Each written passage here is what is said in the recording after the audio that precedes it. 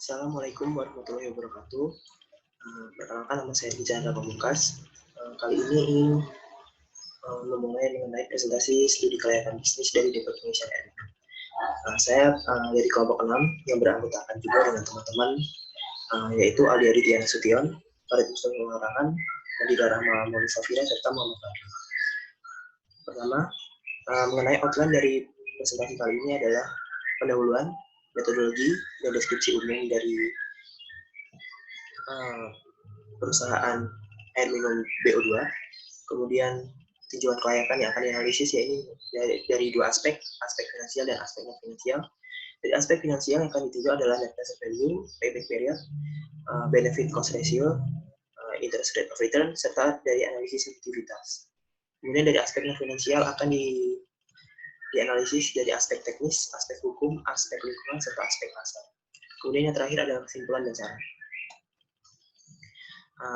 Dilatar belakangi oleh jumlah ketersediaan dan kebutuhan air bersih di Jakarta, karena dari sumber air sendiri, Jakarta masih mengandalkan sumber dari waduk di luar Jakarta untuk sumber air minum untuk kebutuhan air baku. Seperti itu. Nah, serta untuk pemanfaatan di Jakarta sendiri, masih banyak warga yang memanfaatkan air minum itu diambil dari air tanah, yang notabene air tanah sangat-sangat tercemar baik dari segi polutan maupun dari segi bakteri. Oleh karena itu, BO2 hadir dengan memberikan akses air minum bersih serta murah bagi masyarakat atau warga di sekitar lingkungan dari depot tersebut. Kemudian tujuan dari studi kelayakan kali ini adalah yang pertama, mengetahui kelayakan bisnis depot Indonesia air minum BO2 yang ditinjau dari aspek-aspek finansial dan finansial tersebut.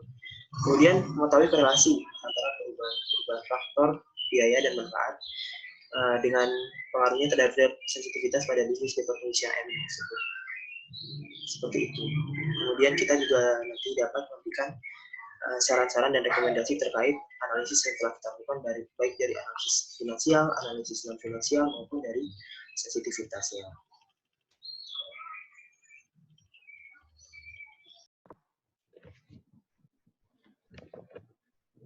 Usaha ini bernama Rumah Produksi atau Depot Air Minum Isi Ulang BO2 yang bercabang di Kampung Baru, Jakarta Barat.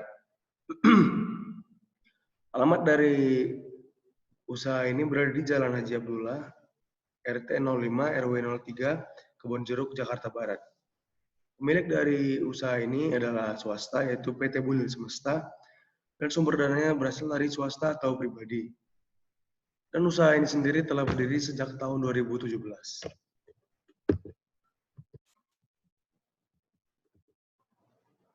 Studi kelayakan. Kegiatan investasi merupakan kegiatan penting dengan biaya besar dan berdampak jangka panjang. Perlunya analisis sistematis dan rasional untuk kegiatan terrealisasikan. Studi kelayakan ini bermanfaat agar kita mengetahui apakah dari usaha ini, sebelum mulai usaha, apakah kita akan mendapatkan keuntungan atau kerugian. Dari situ kita bisa meminimalisir setidaknya kerugian yang akan terjadi.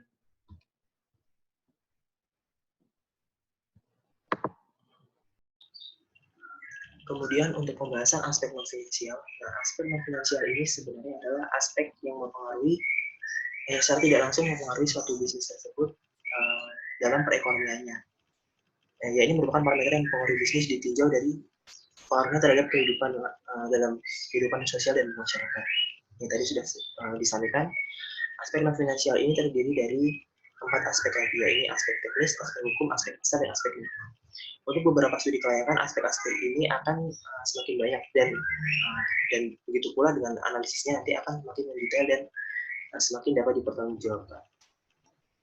Yang pertama adalah aspek teknis, yaitu yang pertama adalah lokasi depot ini relatif aman terhadap banjir karena terletak pada daerah yang cekungan, tapi dia tidak dekat dengan sungai. Dan sungai Nyambung sendiri sudah ternormalisasi dan posisinya juga memiliki elevasi yang lebih tinggi, yang relatif lebih tinggi daripada sungai terdekat sekitar 5 hingga 7 meter.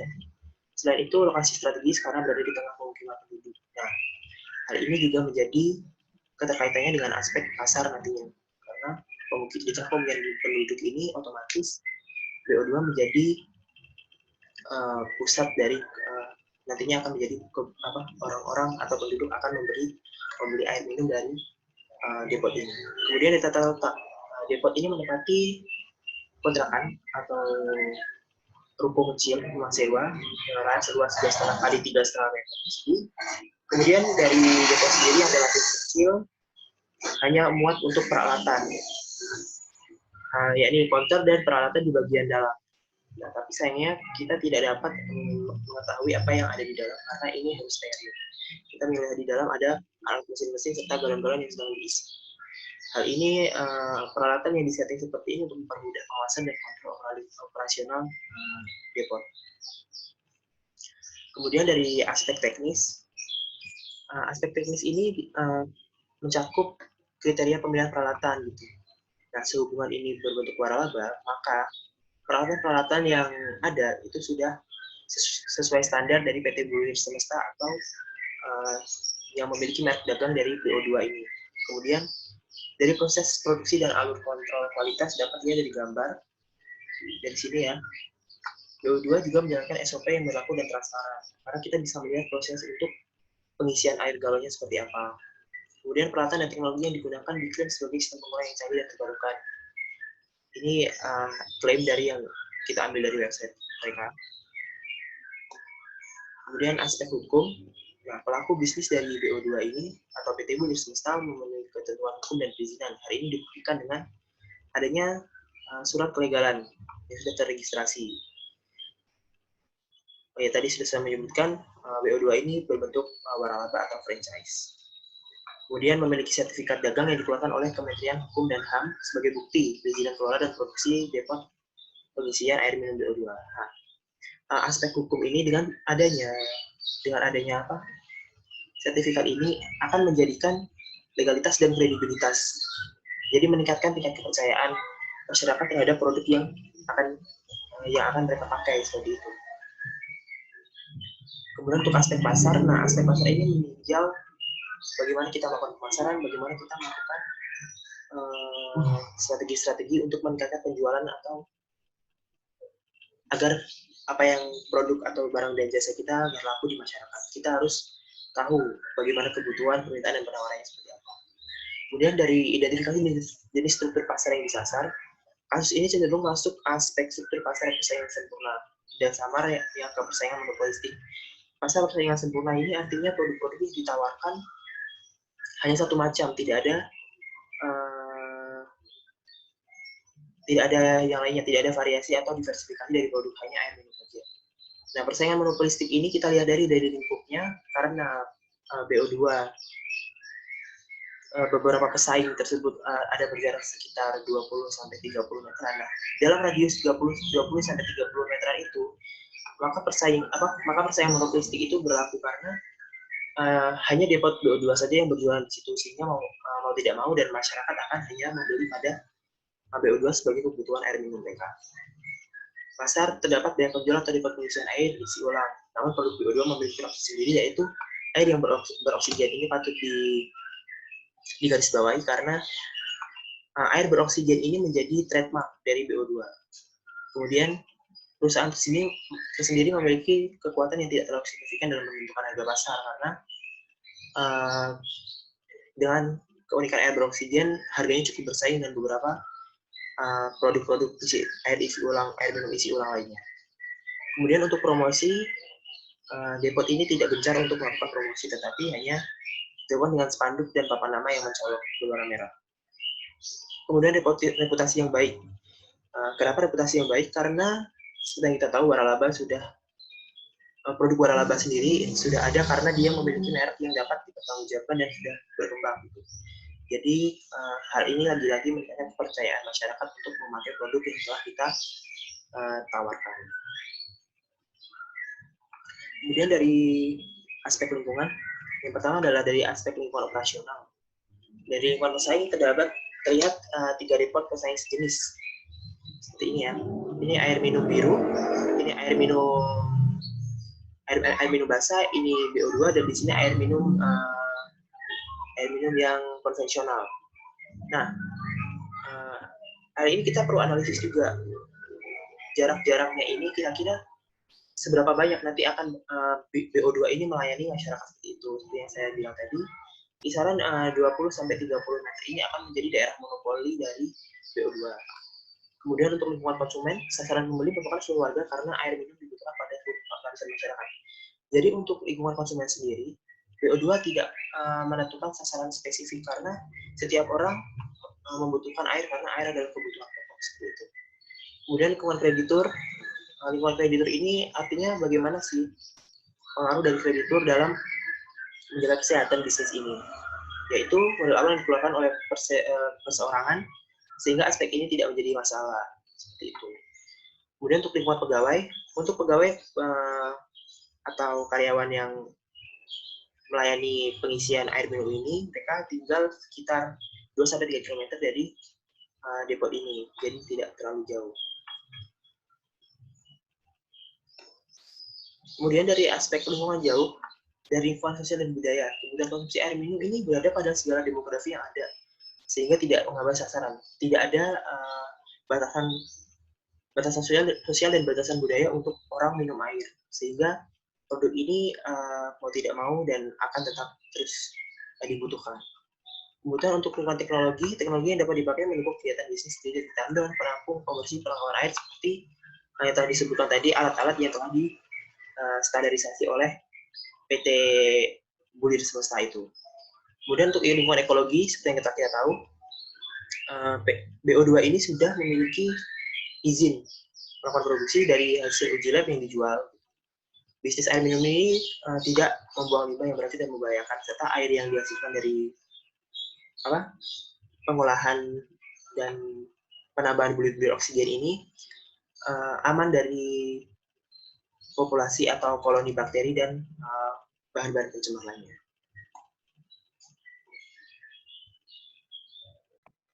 Selanjutnya kita masuk ke aspek finansial. Aspek finansial sendiri berisi parameter yang digunakan untuk menganalisis studi kelayakan mengenai besarnya biaya yang dikeluarkan.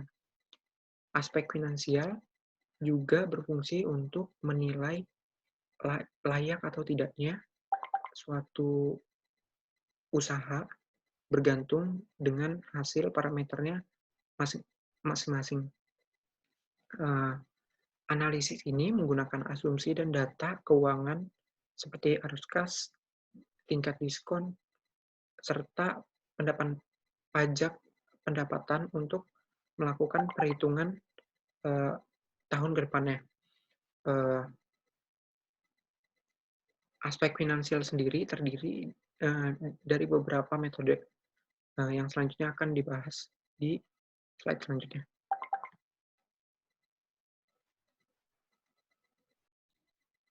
Sebelum memasuki metode-metode perhitungan dari studi kelayakan finansial, pertama kita akan masuk ke data-data yang akan digunakan. Yang pertama adalah data investasi awal yang dibutuhkan oleh usaha pembukaan depot pengisian air minum isi ulang BO2 ini. Bisa kita lihat dari rincian dari peralatan yang diperlukan untuk investasi awal, dan akhirnya menyimpulkan bahwasanya investasi awal yang dibutuhkan adalah sekitar 400 juta. Selanjutnya adalah biaya inventaris. Biaya inventaris sendiri adalah biaya yang digunakan untuk membeli barang-barang yang dapat dijual lagi di tahun selanjutnya dan tentu akan mengalami depresiasi harga masing-masing. Dalam data ini digunakan asumsi depresiasi sebesar 50% setelah 50% setelah 10 tahun. Dan biaya inventaris sendiri yang dibutuhkan sebesar Rp227.820.000. Selanjutnya adalah biaya operating and maintenance. Biaya ini dibutuhkan setiap biaya ini dikeluarkan setiap bulannya. Namun biaya yang digunakan adalah rata-rata per tahunnya, karena setiap tahun akan mengalami inflasi. Maka dari itu pengasumsian inflasi sendiri dilakukan, dan biaya operasional dan maintenance sendiri sebesar 207.999.000 rata-ratanya per tahun. Nah, selanjutnya adalah aliran kas. Pendapatan yang akan kita peroleh dari bisnis itu berasal dari penjualan air minum isi ulang itu sendiri, serta terdapat nilai sisa peralatan pada akhir tahun ke-10 dengan asumsi peralatan akan mengalami penurunan harga sebesar 50%. Kemudian, biaya yang dikeluarkan hanya merupakan biaya operasional dan pemeliharaan yang diasumsikan sama setiap tahunnya.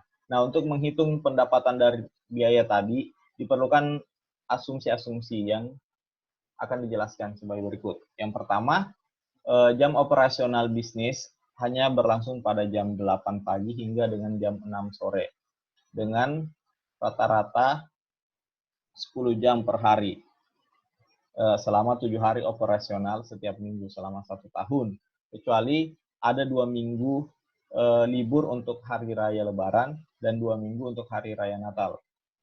Maka dari asumsi tersebut didapatkan jumlah hari operasional selama 1 tahun adalah 336 hari. Kemudian harga galon pada tahun pertama adalah 6.000 dan seterusnya tetap begitu hingga di tahun ke-6 akan mengalami kenaikan sebesar Rp2.000 menjadi Rp8.000. Kemudian truk pengangkut air memiliki kapasitas 8.000 liter dan mengantarkan 2 kali setiap minggunya. Maka diasumsikan rata-rata per hari penjualan galon sebanyak 175 galon. Yang keempat, terdapat pajak usaha waralaba dalam bentuk royalti yang diatur dalam pasal pajak penghasilan 23. Besarnya pajak untuk pendapatan bruto adalah sebesar 15%. Maka selanjutnya pendapatan yang diperoleh dari bisnis ini akan dipotong 15% sebagai bentuk royalti.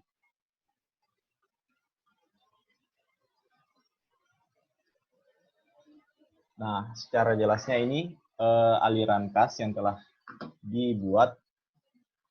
Nah, di sini ada investasi, kemudian pendapatannya. Nah, di tahun ke-6 ini pendapatannya mengalami kenaikan dikarenakan harga galon tadi naik sebesar Rp2.000.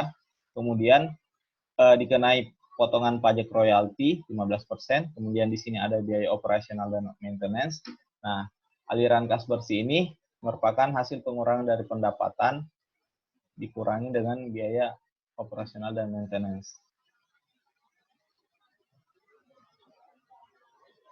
Nah, dan terdapat nilai sisa tadi yang merupakan harga alat yang telah mengalami penurunan harga sebesar 50%. Sebelum menganalisis secara finansial lebih lanjut, terlebih dahulu kita harus menentukan MAR atau minimum attractive rate of return atau jumlah minimum tingkat pengembalian bunga yang menarik. Nah, tingkat apa sih MAR ini? MAR ini dilakukan sebagai acuan atau referensi dalam kita melakukan suatu studi kelayakan, terutama pada aspek finansial. Penentuan nilai MAR mengacu pada beberapa bank dari suku bunga. Safe rate ini atau suku bunga simpanan dari beberapa bank. Yang pertama, untuk suku bunga simpanan atau suku bunga deposito diambil dari beberapa bank sebanyak dan diambil rata-ratanya 5,25%. Maka dari rata-rata bank di Indonesia tersebut, mari kita asumsikan faktor risiko sama dengan faktor safe rate. Sehingga perhitungan MAR ini diasumsikan adalah persen dari MAR pinjaman dikalikan dengan pembobotannya ditambah MAR ekuitas atau dana dari modal sendiri kali pembobotan dari modal sendiri tersebut. Nah, tapi karena sumber modal dari bisnis ini adalah biaya pribadi, tidak ada melakukan pinjaman ke bank atau semacamnya, maka jumlah dari mar pinjaman atau mar loan itu sendiri sebanyak save rate ditambah faktor resiko atau menjadi 10%. Tapi ketika dalam waktu yang sama, pembobotan untuk mar loan sama dengan 0, sehingga mar yang digunakan adalah mar ekuitas dikali pembobotannya, yaitu 1. Maka dari itu, mar yang digunakan sebagai acuan dalam analisis kali ini bernilai 10%, yang akan dibandingkan dengan nanti sebagai IRR, didapatkan dengan NPV, serta pada analisis sensitivitas, seperti itu. Selanjutnya adalah NPV. NPV sendiri adalah Net Present Value. Metode ini menghitung nilai bersih pada waktu sekarang dengan asumsi present menjelaskan waktu awal perhitungan bertepatan dengan saat evaluasi dilakukan pada tahun ke-0 dalam perhitungan cash flow investasi. Metode ini digunakan untuk menentukan nilai investasi suatu proyek untuk menjaga keamanan investasi dan memproyeksikan modal ke tahun sekarang, yaitu present itu sendiri. Bisa dilihat dari rumusnya, rumus NPV sendiri, dan NPV memiliki kriteria, yaitu jika NPV bernilai positif, maka investasi ini dapat dikatakan menguntungkan. Begitu juga sebaliknya. Dan ini adalah rincian dari perhitungan NPV pada studi kelayakan finansial kali ini. Dan nilai NPV sendiri menunjukkan nilai positif yang mengartikan bahwa bisnis ini dapat dikatakan bisnis yang menguntungkan.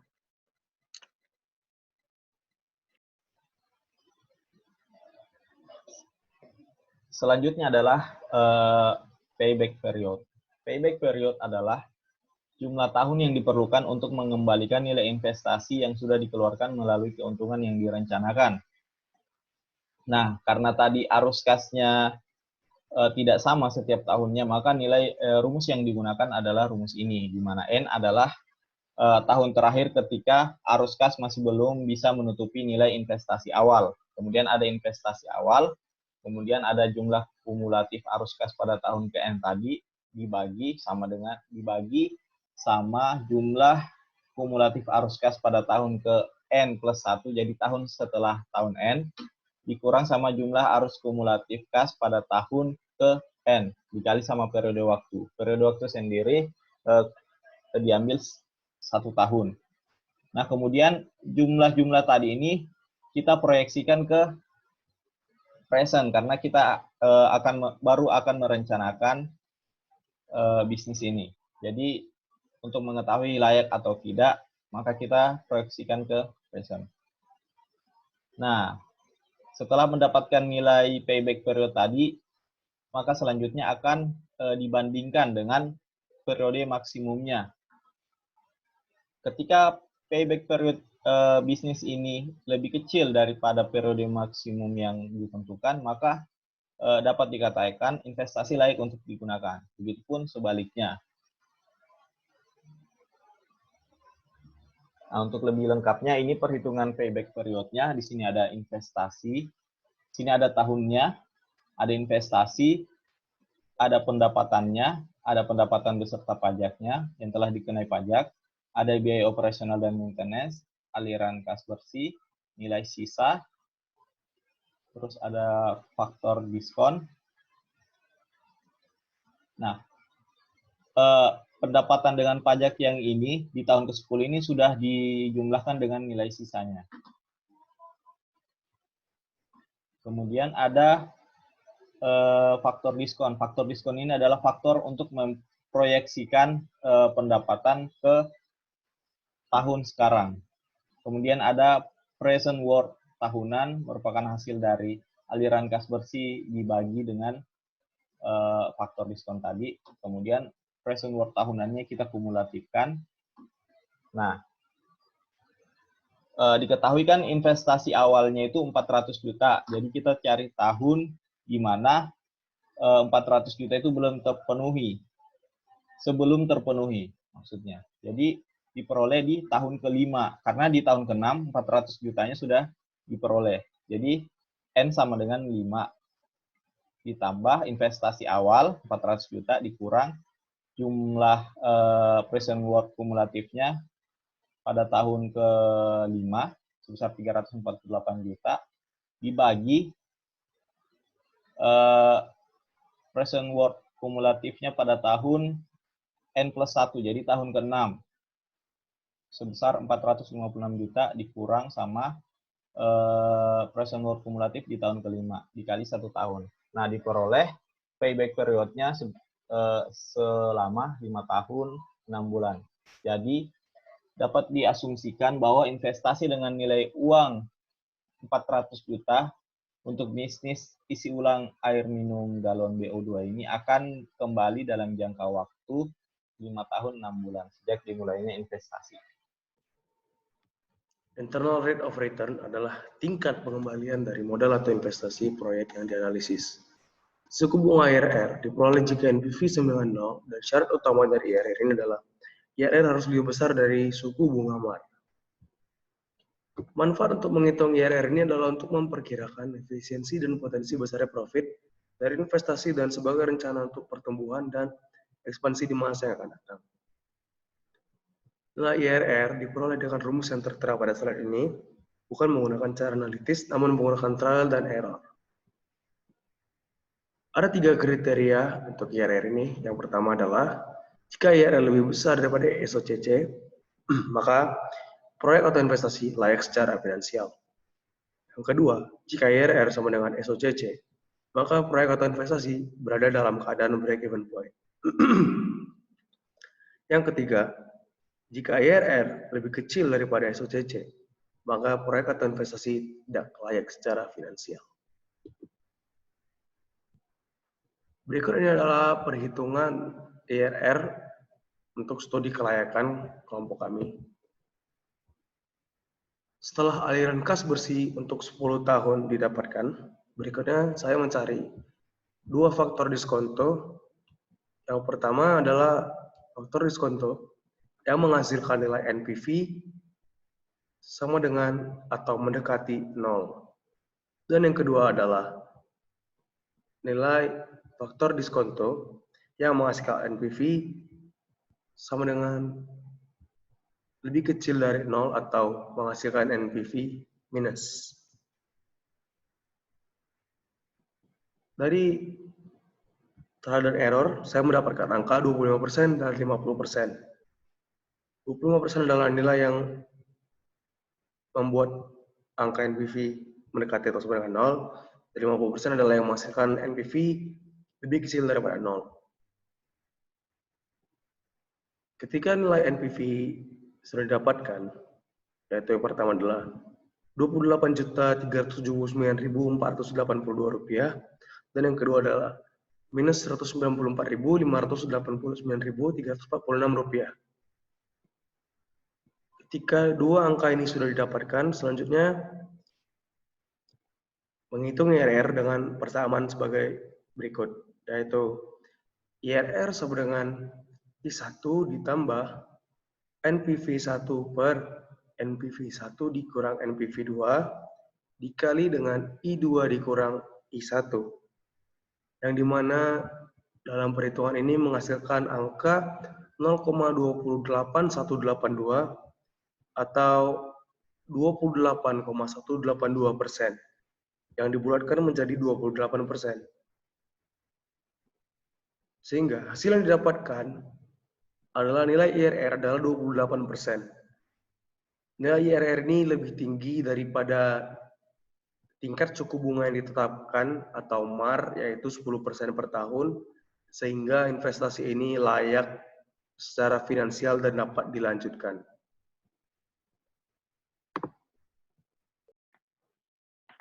Perhitungan Benefit Cost Ratio atau BCR. BCR merupakan rasio yang menunjukkan hubungan antara biaya dengan manfaat. Perhitungan keduanya ditarik ke present agar analisis yang dilakukan ekivalen dengan nilainya di masa depan.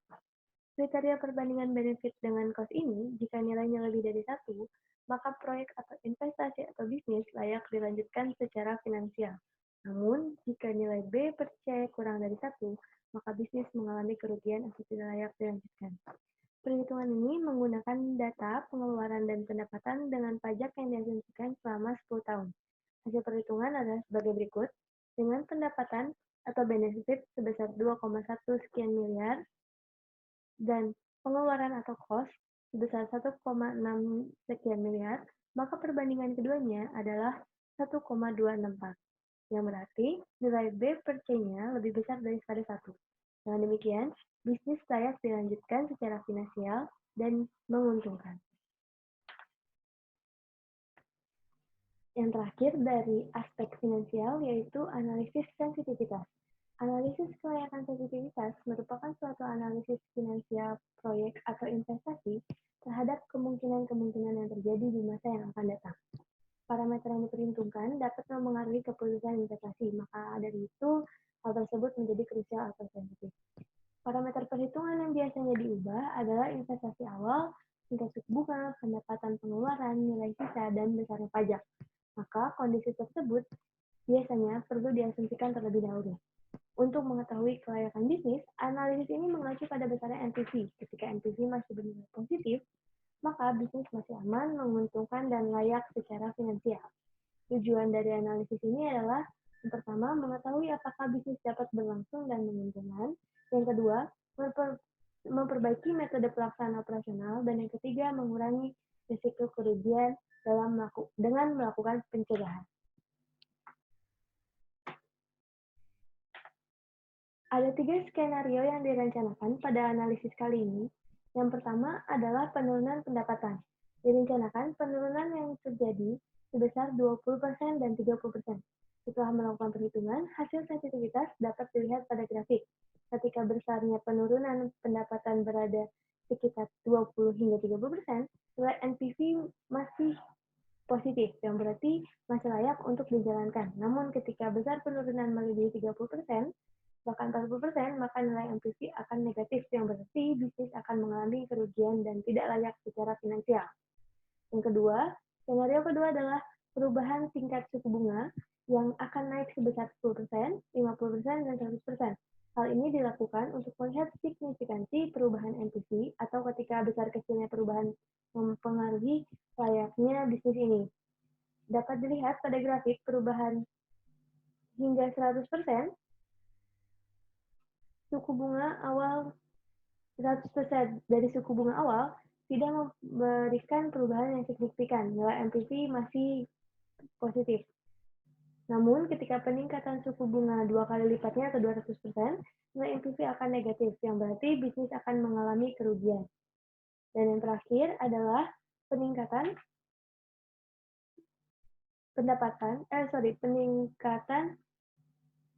pengeluaran atau peningkatan biaya operasional dan pemeliharaan yang meningkat.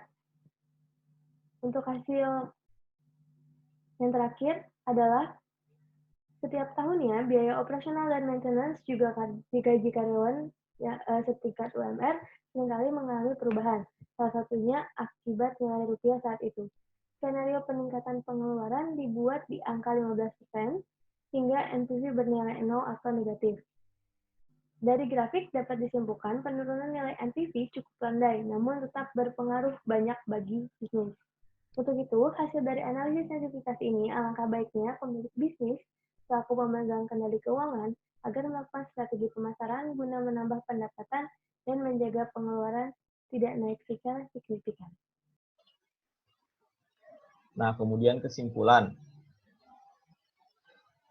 Dari segi aspek non-finansial terdapat beberapa poin. Yang pertama, dari segi aspek pasar, permintaan akan air minum akan terus bertambah dengan strategi pemasaran dan pelayanan yang cukup ramah.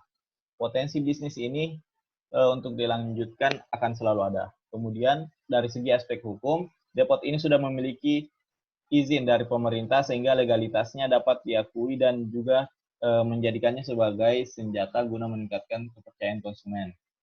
Kemudian dari aspek teknis, teknologi dari peralatan produksi serta lokasi depot ini sudah cukup baik untuk menyokong keberlangsungan bisnis ini.